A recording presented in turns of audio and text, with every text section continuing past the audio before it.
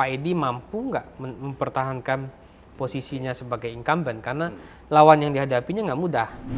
Kalau misalnya Airinnya hilang, tentu dinasti Atut itu akan hilang juga. DKI Jakarta ada 3 kandidat, tapi sebenarnya yang bertarung 2 kandidat. 2 kandidat. Dan unik-unik.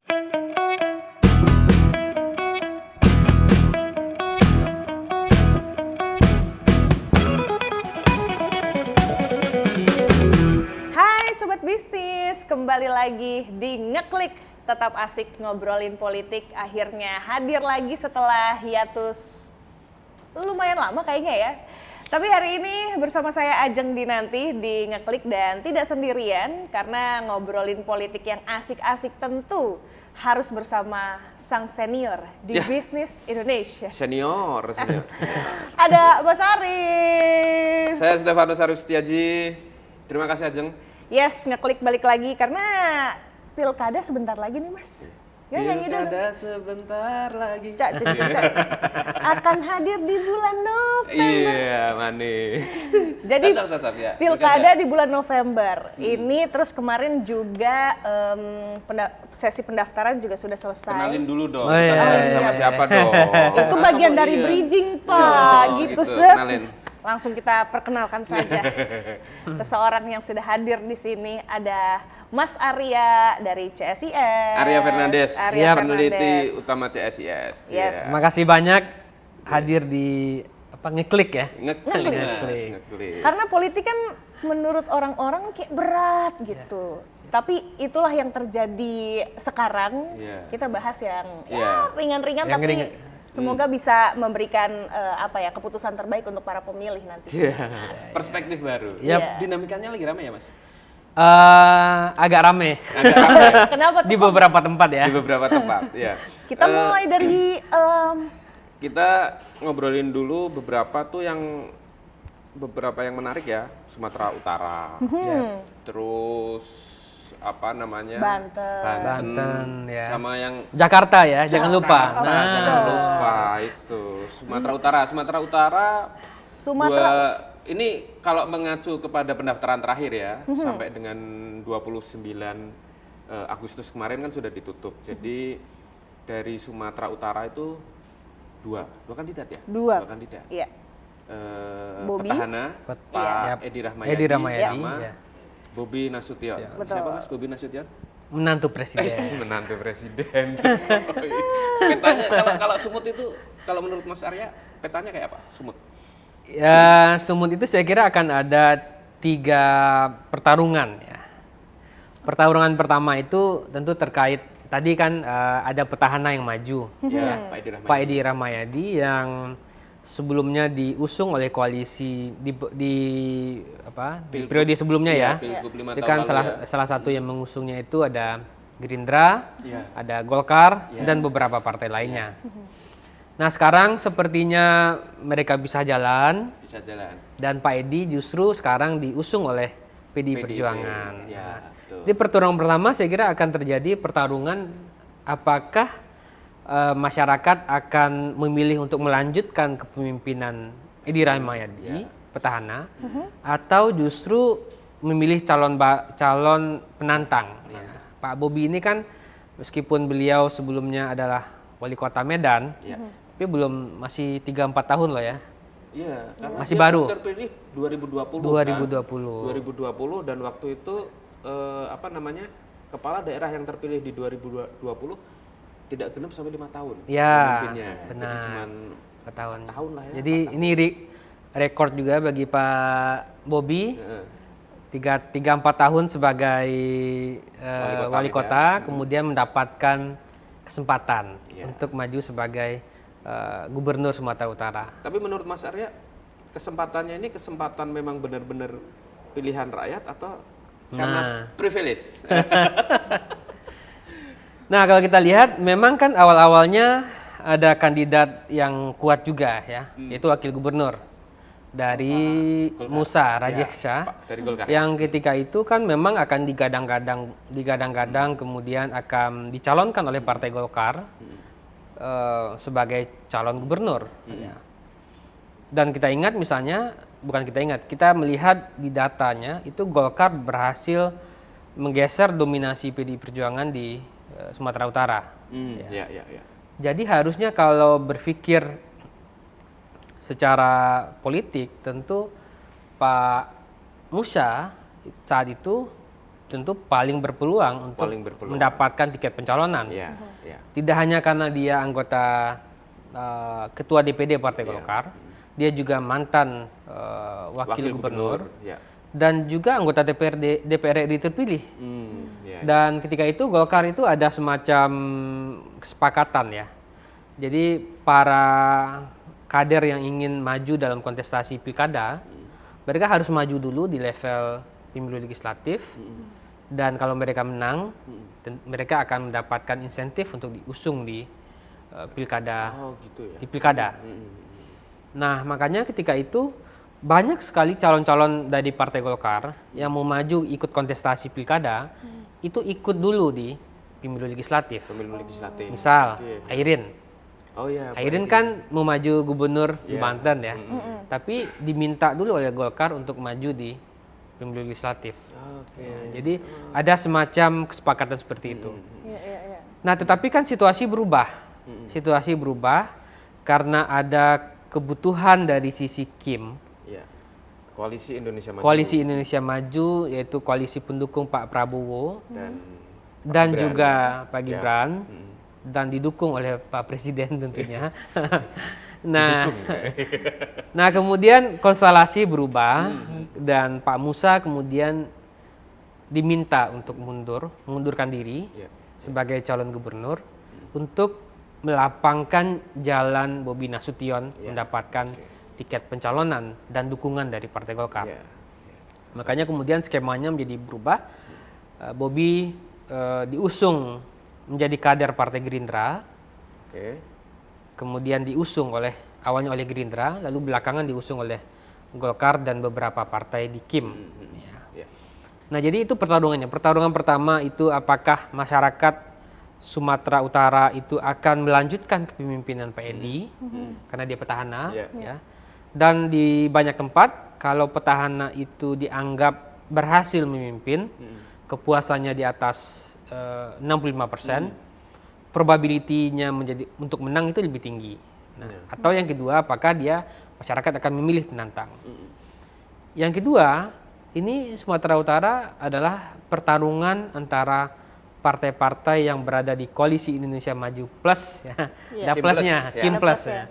Plusnya itu ada PKS, Nasdem, dan PKB.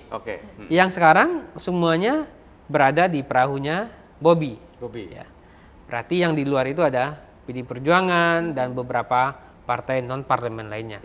Jadi ini pertarungan Kim Plus dan PDI Perjuangan. Ya.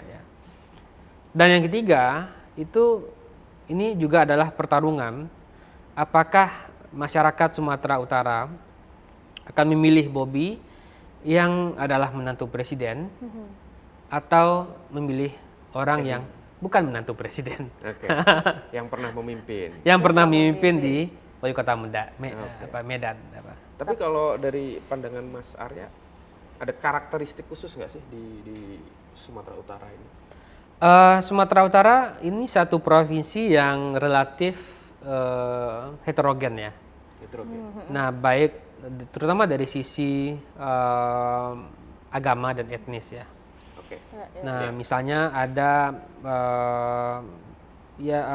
daerah yang sangat rural gitu ya, dan juga karakteristiknya tentu juga berbeda antara daerah-daerah yang daerah urban dengan daerah rural misalnya.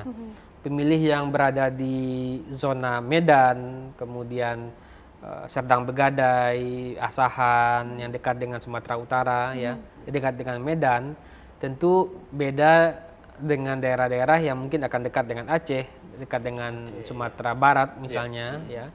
Dan tapi kalau kita lihat dalam pemilu-pemilu sebelumnya itu ketika itu kan kita ingat ya, sebelum Pak Edi Rahmayadi itu Gatot dari PKS. ya. Betul. Kemudian setelahnya itu Pak Edi Rahmayadi. Iya. Nah, kalau kita lihat itu kan selalu pergantiannya rutin ya, reguler gitu ya. Jadi kepala daerah itu pergantiannya reguler gitu. Nah, sekarang ini kan dalam kondisi seperti ini tentu orang akan melihat apakah Pak Edi mampu nggak mempertahankan posisinya sebagai incumbent karena lawan yang dihadapinya nggak mudah. Bobi sebagai wali kota Medan Dan kita Bobi, tahu pemilihnya paling besar, dan juga adalah Bobi sebagai menantu menantu dari Pres- Pak Jokowi. Itu ngaruh ya? Saya kira ngaruh ya. sebagai- Kita melihat sekarang Pak Jokowi masih di ujung akhir pemerintahnya, beliau masih meskipun ada kemarin eskalasi yang pada beberapa demonstrasi itu menyeret nama Pak Jokowi, ya. Tapi kita lihat beliau masih cukup pengaruhnya masih cukup besar ya, masih cukup populer di masyarakat. Masih apa ya istilahnya, masih dicintai atau masih Dipercaya. masih punya populer, Masih punya power saya kira. punya Masih power. punya pengaruh dan power ya saya kira. Oke. Ya. Tapi kalau sebagai petahana sendiri selama menjabat Pak Edi gimana? Apakah hasil kinerjanya beliau selama ini bisa Menjadi tolok ukur. Ya, saya tidak tahu persis ya bagaimana kecenderungan di tingkat lokal. Tapi saya melihat sepertinya itu saya nggak tahu ya masyarakat Sumatera Utara seperti apa. Tapi yang kita melihatnya dari sisi Jakarta itu sepertinya belum terlihat Hasil ya? inovasi Inovasi, ya. yang dibicarakan banyak orang terkait pencapaian-pencapaian yang dilakukan oleh Pak Edi Rahmayadi ya. Justru Mungkin ada, ini, tapi iya. mungkin kita tidak mengetahuinya ya. Justru sempat mereka seingatku ya dalam beberapa kesempatan itu Pak Edi Rahmayadi justru sering terlihat berseberangan dengan wakilnya waktu itu ya. Ya. Dalam beberapa keputusan. Ya. Mungkin kalau mungkin yang salah satu yang saya ingat ya waktu keputusan rencana untuk initial public offering-nya Bang Sumut pada saat itu. Yep. Yang sudah maju ya kan, sudah dipublikasi kemudian tiba-tiba dibatalkan oleh Pak Edi Rahmayadi. Itu kalau kita ya sebagai orang ekonomi sebagai perspektif ekonomi ya, Iya. itu sangat mempengaruhi dalam buat pelaku pasar keuangan. Iya. Oke, Ajeng, geser kemana lagi kita? Kita geser ke Banten lah. Banten ya. Banten dekat DKI. Ya, ya, Iya. dekat-dekat ini. Sebagai orang Banten juga ya saya. Ya. Orang Banten ya? Tangsel kan Tangsel. Banten. Iya, nih di Banten tuh Golkar kan menjadi salah satu yang punya kekuatan penting ya Mas Arya ya. Yap. Golkar yang tadinya dukung Andra Soni sama Iya, Dimyati, sekarang balik arah tuh, dukung Airin. Kurang dari 24 jam. Waduh. Kurang dari 24 jam. Jalan ninja Golkar katanya. Kok bisa keputusan besar itu dari 24 jam ya? Aku ingat ya, jadi siapa itu Airin itu diputuskan tanggal berapa ya waktu itu? 27. Apa 26-27-an kalau Jadi hari Enggak, Selasa. 27 awal pendaftaran hari apa? sebelumnya berarti. Oke. 25 kali. Sekitar 2 pokoknya hari hari Senin malam itu kalau tidak salah berarti sekitar tanggal 25 atau tanggal berapa itu Senin malam itu Golkar masih memberikan rekomendasi kepada Andra Soni. Gitu. Kemudian paginya PDIP mengusung Airin. Besoknya Golkar dukung Airin. kan? Ini memang selain faktor Kim tadi, saya kira ini juga nggak terlepas dari perubahan kepemimpinan di Partai Golkar. Nah, jadi di masa Pak Erlangga mungkin ya sudah ada kesepakatan, sudah ada surat tugas yang diberikan kepada para kandidat yang akan maju. Kemudian ketika beliau memutuskan untuk mengundurkan diri dan ada Munas dan Munas memilih Pak Bahlil, itu implikasi yang terasa itu beberapa rekomendasi yang sudah diterbitkan oleh zamannya Pak Erlangga itu dianulir oleh Pak Bahlil. Iya. Nah, misal dalam kasus sebelum ke Airin ya, saya menyebutkan beberapa kasus. Di Lampung, itu ketua DPD 1 Partai Golkar, namanya Pak Arinal, sekarang gubernur, ya, kader Partai Golkar, ketua DPD Partai Golkar, justru tidak mendapatkan rekomendasi dari Partai Golkar. Justru Golkar memilih mendukung orang lain yang bukan kader Partai Golkar, memilih mendukung kader dari Partai Gerindra, yang setelah kita cek-cek ternyata HIPMI. Nah, yang latar kedua, belakangnya Pak Bahlil juga ya. Yang kedua, di Solo, putrinya Pak Akbar Tanjung, Sekar Tanjung, yang juga ketua DPD 2 Partai Golkar, Nggak jadi Solo, ya? memutuskan untuk mengundurkan diri karena mungkin permintaan dari pusat, dan kemudian Golkar mendukung orang lain yang ternyata anak muda juga, yang ternyata juga HIPMI juga. Jadi mungkin menurut saya Pak Bahlil ingin membangun faksi baru di Partai Golkar, yaitu faksi HIPMI. Oh, cocok ini. Nah, Banten berarti kalau Banten Banten ini menarik. Banten ini Bu Airin kan sudah pasrah ya. Dia paling potensial didukung oleh Partai Golkar. Sudah pasang baliho 2 tahun sebelumnya. Sudah ikut mekanisme Partai Golkar. Mencalonkan diri dulu di Pileg. Terpilih suara terbanyak. Ya kan? 10 suara terbanyak. Harusnya kan secara otomatis dia paling dicalonkan oleh Partai Golkar. Karena nggak ada alasan Partai Golkar nggak nyalonin dia. Nah, tiba-tiba mungkin ada kesepakatan di level Kimnya. Ini kayak semacam ini aja nih, barter. Kayak di sini begini, di situ begitu. Akhirnya Bu Airin pasrah, dan ternyata ada peluang di PD Perjuangan. Betul. Kemudian sampailah cerita dia datang di pengumuman itu, dan Bu Mega mengumumkan Airin. Bahkan dengan setengah marah. Bahkan sempat disebut katanya sudah kader Banteng. Hampir. Oh, yang pas nadatin gitu ya? Hampir. Nah, tapi kemudian mungkin Partai Golkar berpikir juga, kalau misalnya Airinnya hilang, tentu dinasti Atut itu akan hilang juga dari Partai Golkar. Dan dinasti Atut Khosyah ini, Atut ini adalah mantan gubernur pertama dari Banten, Gubernur Banten pertama. Membangun dinasti, bapaknya itu adalah pendiri Banten ya, tokoh Jawara Banten. Betul. Dan dinastinya itu memang sangat menggurita di Banten ya. Adik dari Atut itu ketua DPD 1 Partai Golkar Banten. Anaknya itu wakil gubernur, Andika ya. Ya, pernah. Beberapa adik-adik ipar sepupu itu elit politik di Golkar dan di Banten. Dan pernah menduduki beberapa jabatan posisi strategis.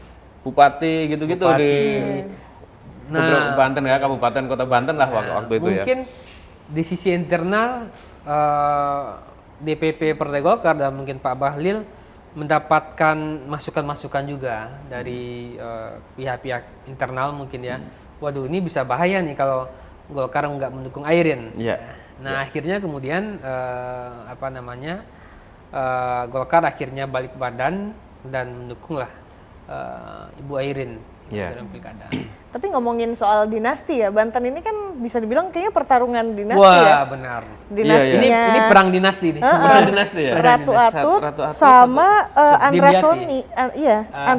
Dimyati yang wakilnya. Dimyati ini juga menarik, dia juga bagian penting dalam peta politik Banten ya. Beliau itu Bupati Pandeglang 2000 sampai 2009. Setelah selesai di Bupati, dilanjutkan istrinya, Irna, yang juga menjadi Bupati Pandeglang. Nah, ini menarik nih. Ternyata Bu Irna itu diusung tahun 2000 berapa ya, sebagai PDI Perjuangan. Jadi dia sekarang PDI Perjuangan. Oh. Sekarang posisinya. Posisinya PDI Perjuangan, anggota PDI Perjuangan. Ya. Anaknya itu anggota DPR RI dari Partai Demokrat. Jadi unik nih. Jadi Multi Pak Dimyati ini sebelumnya kader P3, sebelumnya pindah ke PKS.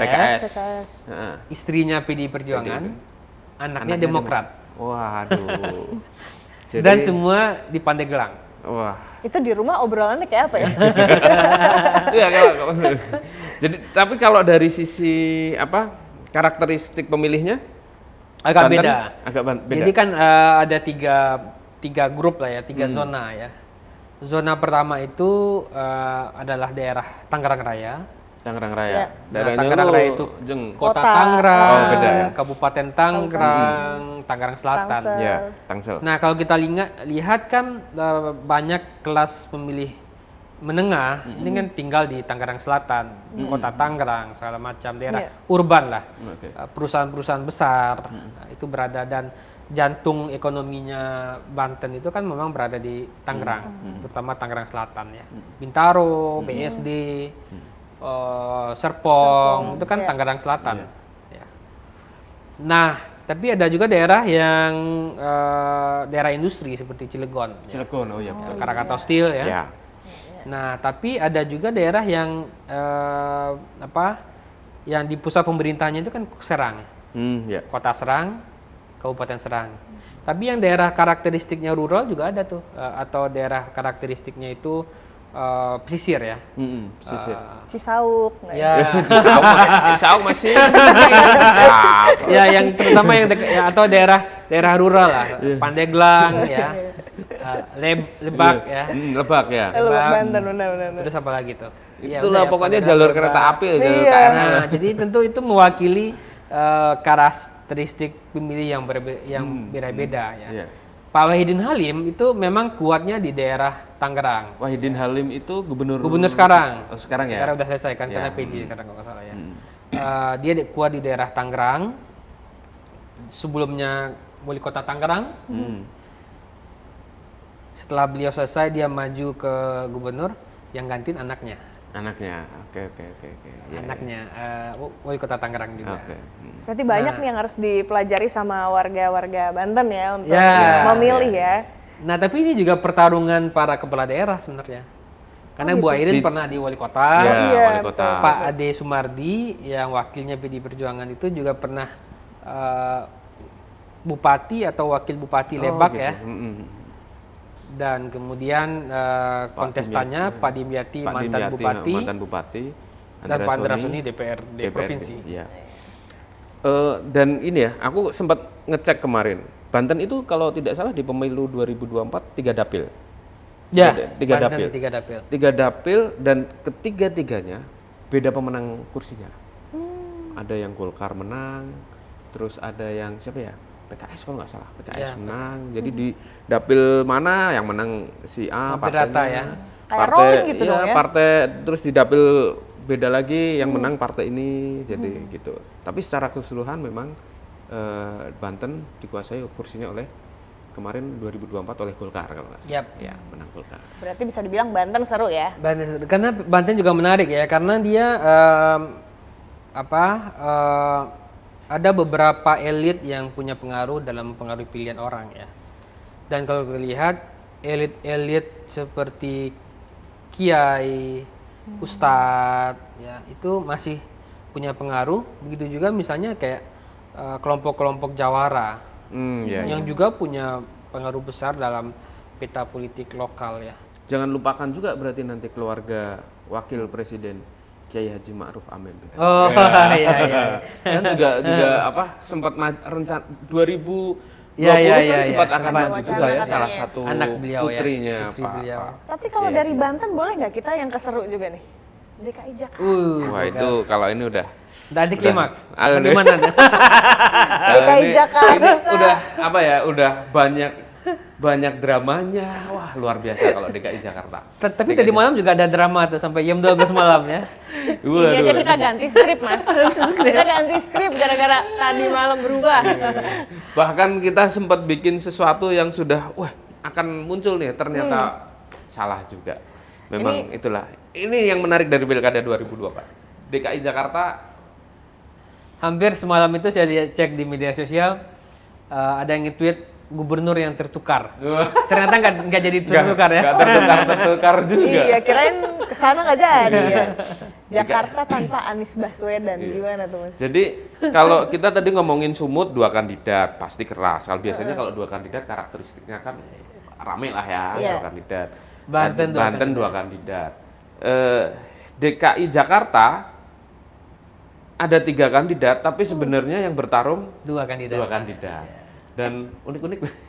Gimana coba boleh di bagian yang bertarung 3 tapi Yang sebenarnya- bertarung 3, tapi sebenarnya yang maju 3, tapi sebenarnya yang bertarung nanti cuma 2. Kenapa begitu? Satu ini yang memang saya nggak tahu ya. Dulu dalam tanda kutip waktu yang masih awal ya. Ini kayaknya calon yang desain kali ya. Didesain, disiapkan untuk supaya tidak terjadi kotak kosong. Yakni Pak siapa? Calon independennya? Kun. Dharma Pongrekun. Pongrekun yang Siapapun warna.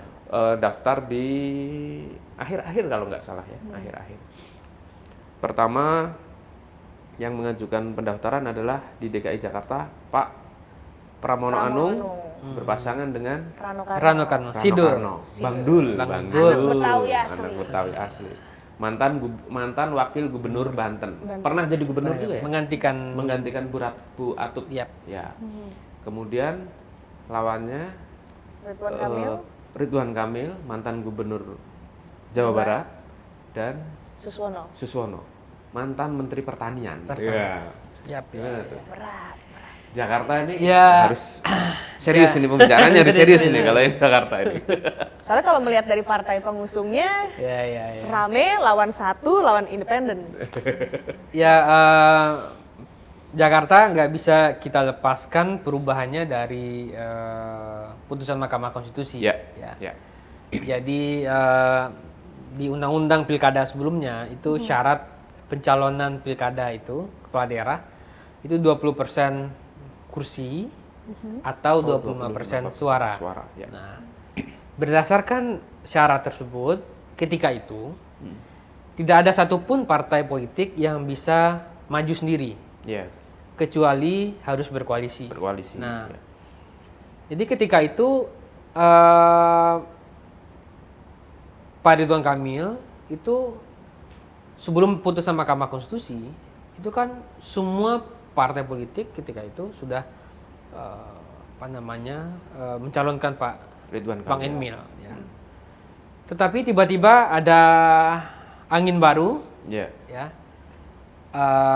Mahkamah Konstitusi kemudian menurunkan ambang batas pencalonan Betul.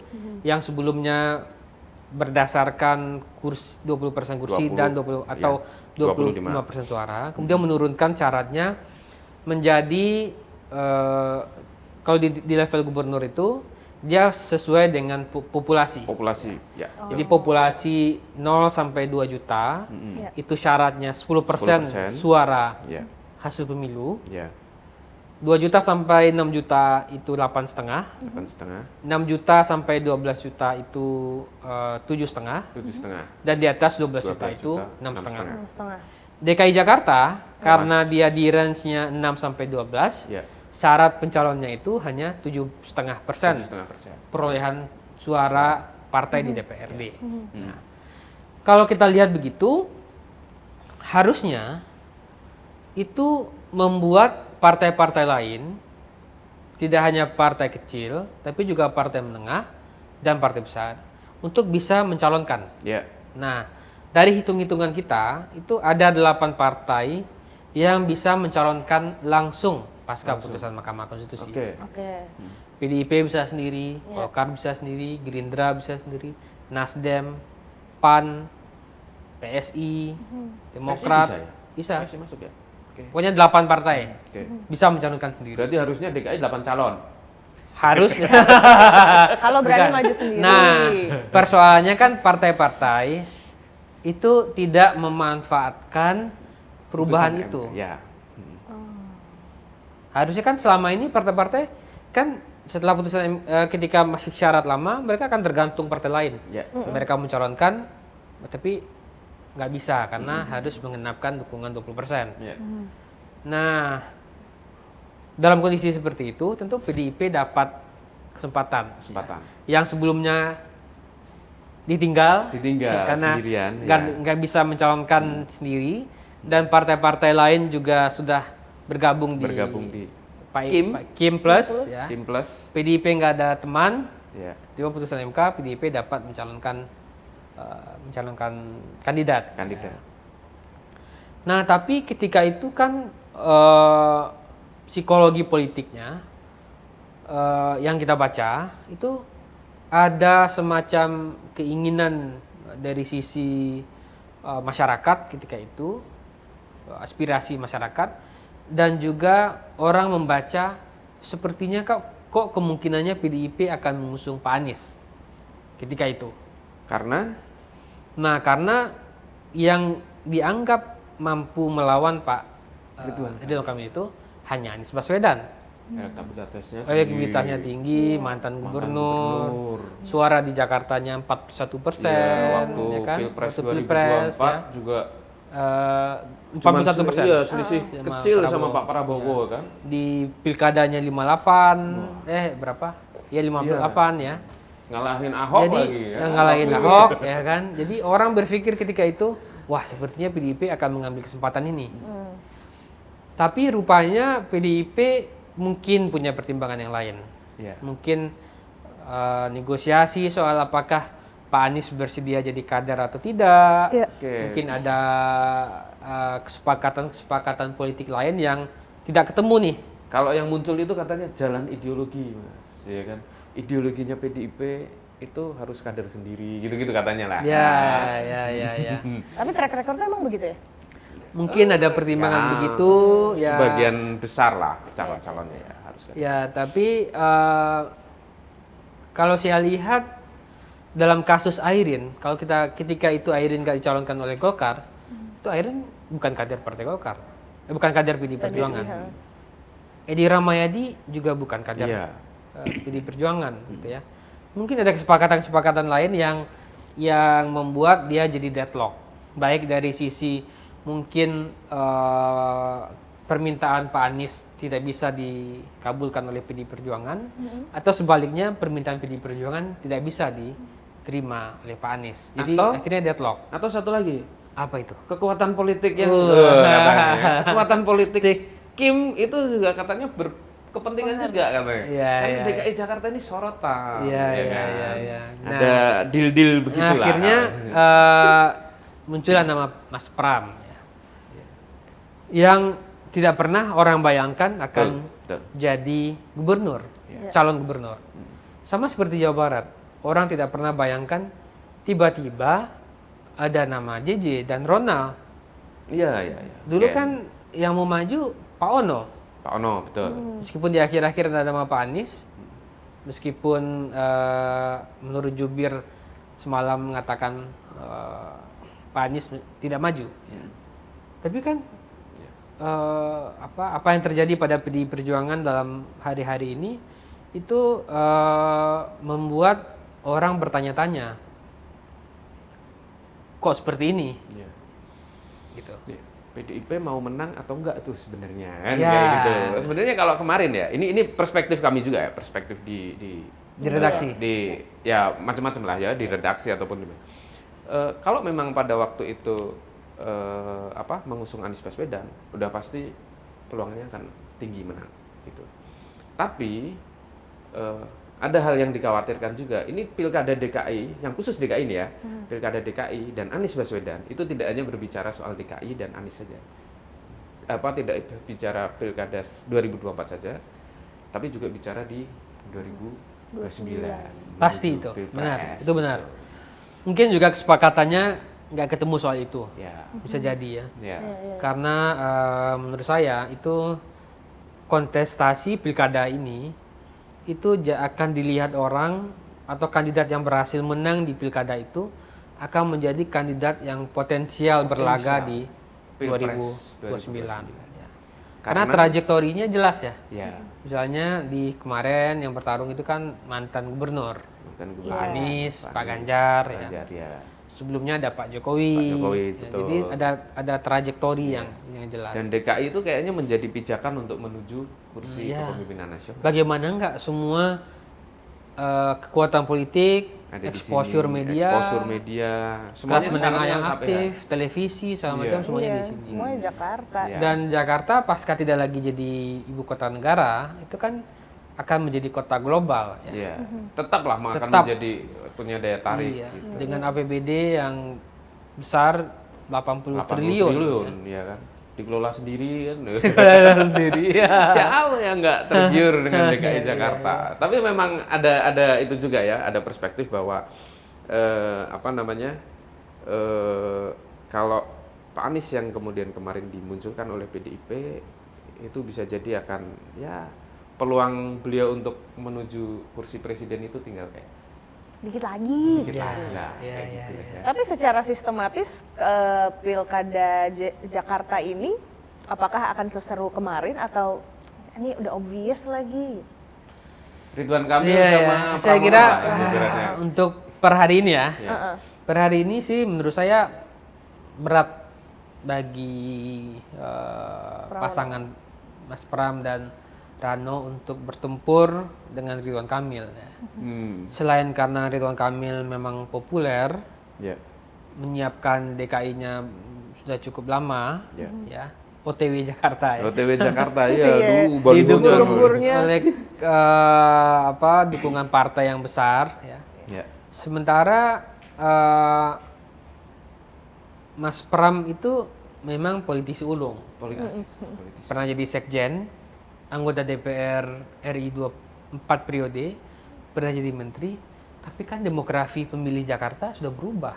Mungkin kita tanya orang yang berusia 20 sampai 30 sampai 35 tahun gitu ya. Anda kenal Mas Pram nggak gitu ya? Dan jabatan menterinya juga yang Iya, nggak tidak selalu tampil iya. di publik gitu ya. Mungkin orang nggak terlalu kenal gitu. Iya. Iya, pemilih-pemilih baru ini kan tahu sosok itu kan exposure media dari sosial. Sosial media. Pak Rano Pram Karno ini, mungkin ya. mungkin dulu terkenal, Iya. Sidul gitu. Tapi di generasi yang lahir di tahun Generasi saya, Mas. 2000-an, Generasi berapa? saya. Wah. Generasi Jangan tahun sok 2000-an muda loh, jangan sok mungkin muda udah loh. nggak kenal juga gitu. Iya, iya, iya. Nah, apalagi coba kita lihat PDIP. Ya. PDIP di pemilu legislatif provinsi itu dulu dominan ya, di DPRD Provinsi Jakarta. Iya. Iya. Sekarang udah digeser sama PD Perjuangan, sama PKS. PKS, iya betul. PKS. Di pemilu presiden, ketika bertarung Pak Prabowo, Pak Anies, dan Pak Ganjar, Pak Ganjar di DKI mungkin sekitar hanya nggak nyampe 10%. Iya betul. Kalah telak. Iya. Nah, jadi itu saya kira PR besar bagi PD Perjuangan bagaimana dalam waktu sekarang Agustus ya, September, Oktober, 2 bulan setengah lagi untuk paling nggak bisa memberikan perlawanan lah, Yang meskipun cukup sengit. untuk per hari ini saya belum melihat atau saya melihat sepertinya agak berat ya per Buat hari ini. Mas- Tapi politik siapa yang tahu ya. Atau mungkin Uang akan last minute aja iya. bisa berubah. Memanfaatkan kedekatan Pak Pramono dengan Pak Presiden Jokowi barangkali. Ya Ngaruh nggak sih? Karena katanya ya pokoknya siapa yang didukung Pak Jokowi atau yang dekat dengan Pak Jokowi itu tapi kan Pak Jokowi tentu ada interest juga di iya, sisinya. ada interest ya. Kim ya. Di Kim. Oke, kita tunggu pokoknya DKI Jakarta ini. DKI Jakarta salah satu yang maju adalah Ridwan Kamil, mantan Gubernur. Gubernur Jawa Barat. Iya. Gimana kalau kita ngobrolin Jawa Barat nih? Aduh. Wah. Pak SBY pernah menang di Jawa Barat. Pak Jokowi pernah menang di Jawa Barat. Oke. Pak terakhir Pak Prabowo, ya. Prabowo menang di Jawa Barat. Ya, jadi itu yang membuat Jawa Barat itu menjadi unik. Jawa Banten dia perang dinasti. Perang dinasti, Kalau Jawa Tengah dia perang perang bintang, bintang, jenderal ya. perang Iya, jenderal. bener. Kalau Jawa Timur perang Sirikandi. Perang Weh, Srikandi, perang Srikandi, bener. Jawa Timur. Iya, kejadian. Tapi siapa tahu waktu itu ternyata sebenarnya ini kalau Pak Anies maju Pak, Iya. akhirnya Pak Anies menang. Wah. Peluangnya gimana kalau kira-kira saat Seandainya. seandainya? Kita Kan tadi berandai-andai. katanya Pak Dedi di Iya. atas angin untuk Iya. sekarang. Berandai-andai. Kalau seandainya ada nama Anies Baswedan nih. Aduh, nggak tahu saya itu.